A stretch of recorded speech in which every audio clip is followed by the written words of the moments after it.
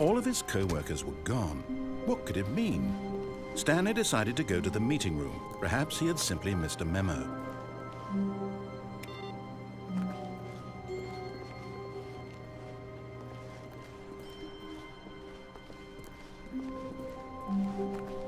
When Stanley came to a set of 2 open doors, he entered the door on his left.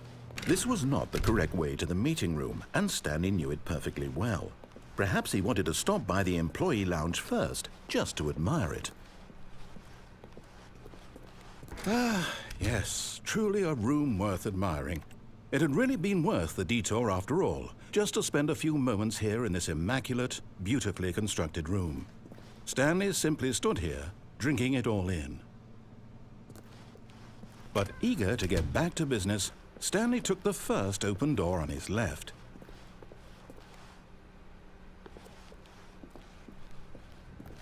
Stanley was so bad at following directions, it's incredible he wasn't fired years ago.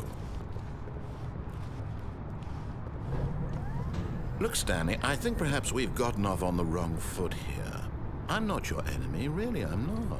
I realize that investing your trust in someone else can be difficult, but the fact is that the story has been about nothing but you all this time. There's someone you've been neglecting, Stanley. Someone you've forgotten about. Please, stop trying to make every decision by yourself. Now, I'm not asking for me, I'm asking for her. This is it, Stanley. Your chance to redeem yourself, to put your work aside, to let her back into your life. She's been waiting. That's her, Stanley. You need to be the one to do this, to reach out to her. If you can... Oh, no, you can't... Did you just unplug the phone? No, that wasn't supposed to be a choice. How did you do that? You actually chose incorrectly? I didn't even know that was possible. Let me double check. No, it's definitely here, clear as day. Stanley picks up the phone. He's taken to his apartment where he finds his wife, and the two pledge themselves to one another. Music comes in, fade to white, roll credits. Not picking up the phone is actually somehow an incorrect course of action. How is that even possible? None of these decisions were supposed to mean anything. I don't understand. How on earth are you making meaningful choices? What did you... Wait a second. Did I just see... No, that's not possible. I can't believe it. How had I not noticed it sooner? You're not Stanley. You're a real person. I can't believe I was so mistaken. This is why you've been able to make correct and incorrect choices. And to think I've been letting you run around in this game for so long. If you'd made any more wrong choices, you might have negated it entirely. It's as though you completely ignored even the most basic safety protocol for real-world decision-making. Or did you not grasp the severity of the situation? Well, I won't have that kind of risk on my watch. I'm going to stop the game for a moment so we can educate you properly on safe decision-making in the real world. Please observe this helpful instructional video. Choice. It's the best part of being a real person, but if used incorrectly can also be the most dangerous. For example, in this scenario, a hypothetical real person named Stephen has a choice. He could spend years helping improve the quality of life for citizens of impoverished third world nations. Or he could systematically set fire to every orphan living in a 30-kilometer radius of his house. Which choice would you make? Remember that unlike here, the real world makes sense, and at no time should you make a choice that does not conform to rational logic. If you find yourself speaking with a person who does not make sense, in all likelihood, that person is not real. Allow the person to finish their thought, then provide an excuse why you cannot continue talking. Turn to a partner and practice saying, "My goodness, is it 4:30? I'm supposed to be having a back, sack, and crack."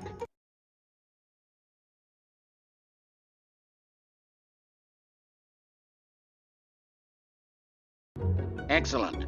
Making choices on a regular basis is the best part to a healthy decision-making process. Most medical professionals recommend making at least 8 choices per day. Do you make more than 8? Less?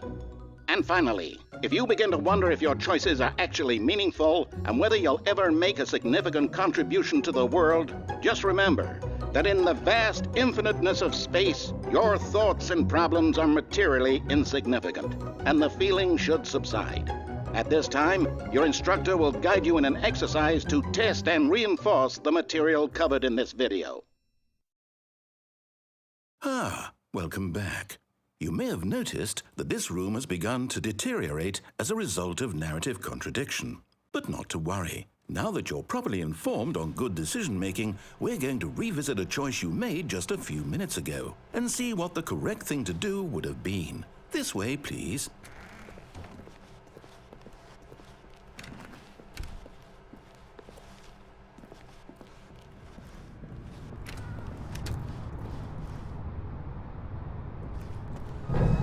Now that we know your choices are meaningful, we can't have you jumping off the platform and dying.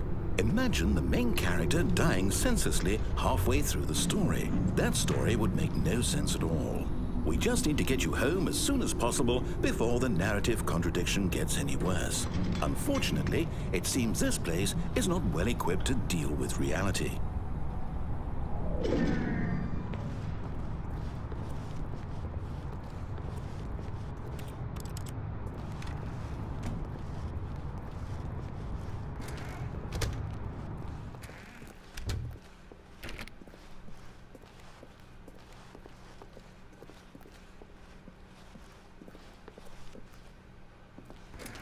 Almost there.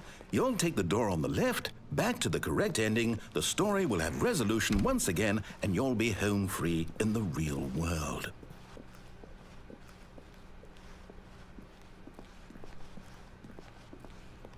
Now remember, all you need to do is behave exactly as Stanley would.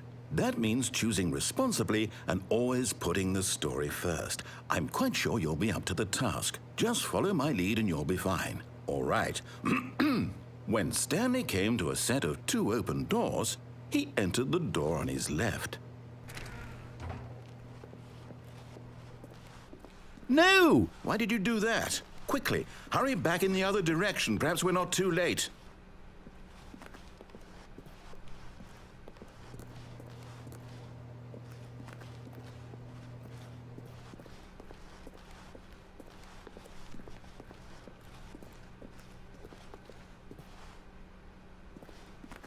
Oh, it's ruined. I can't believe, after everything we talked about, that my story, you've destroyed my work. Why? For what? What did you get out of that? What did you think was so special about seeing the game undone, left here like so much garbage? It's worthless now. And what am I supposed to do? Even if there were a way to continue, would it be worth it? To know that my story is now incorrect? How can I go back to that? I can't erase that knowledge. I'll have to live with it forever, reliving its impossibility forever. I couldn't live that way. Is it better to shut the game down entirely? To willingly destroy all of my work? I don't know. What's the answer? What do I do? What do I do? What do I... No, I have to. I have to shut the game down. I have to. I have to.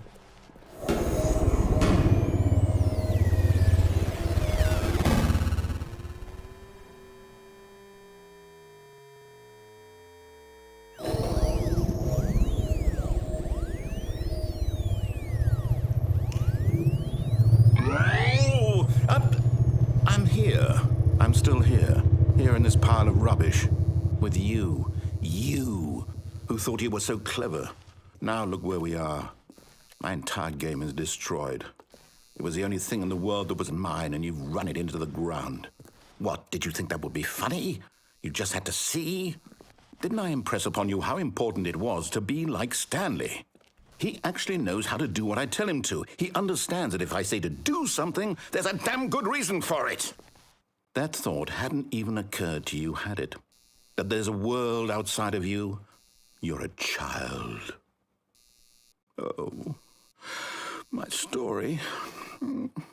If you'd just gone through the door on the left, you would have seen it. There was a whole underground facility. You would have destroyed it and been victorious. It would have been so perfect. I worked so hard on it. I tried so hard. Behave exactly as Stanley would. That means choosing responsibly and always putting the story first. I'm quite sure you'll be up to the task. Just follow my lead and you'll be fine. All right. When Stanley came to a set of 2 open doors, he entered the door on his left.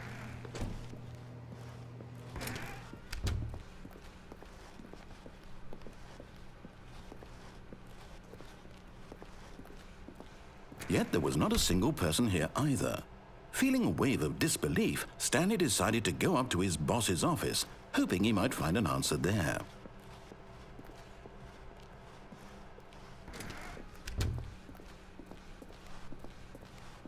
Coming to a staircase, Stanley walked upstairs to his boss's office.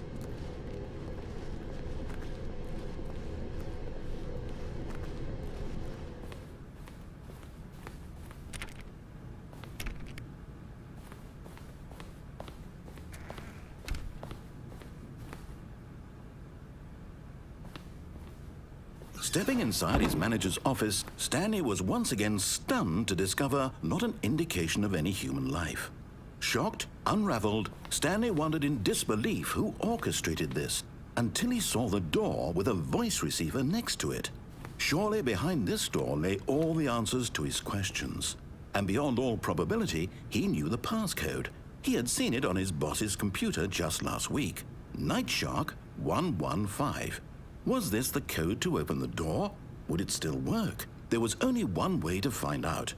Stanley had been trained never to speak up, but now he would draw from within himself the courage to face the unknown. He drew a sharp breath and then spoke the code.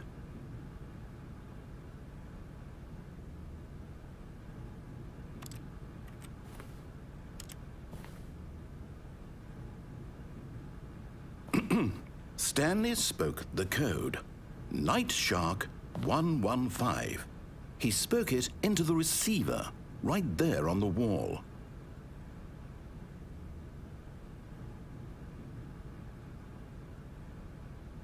I'm sorry, is there a problem? You didn't mishear me, did you? Please speak the code into the receiver. Otherwise, we can't get on with the story. This is a crucial step.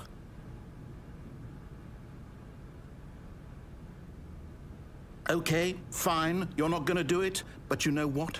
It's pretty humiliating to bring you this far, only for you to suddenly decide you have better things to do. I asked you for this one single thing, for your respect.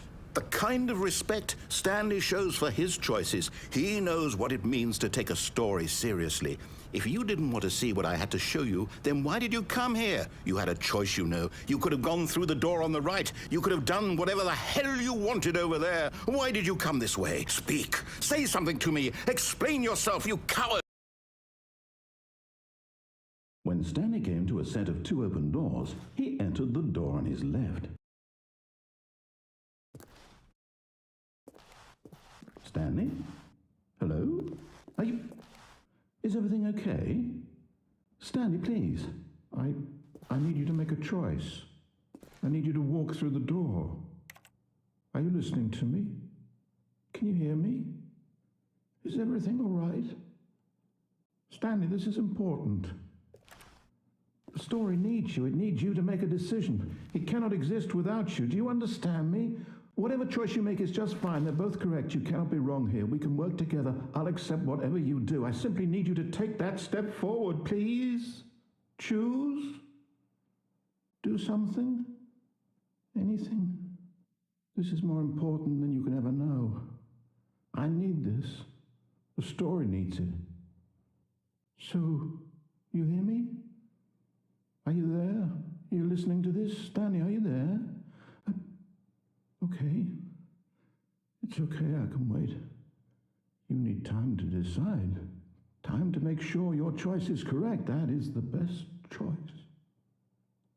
That's all right. I'll wait for you to decide what's the right thing to do. Take as much time as you need.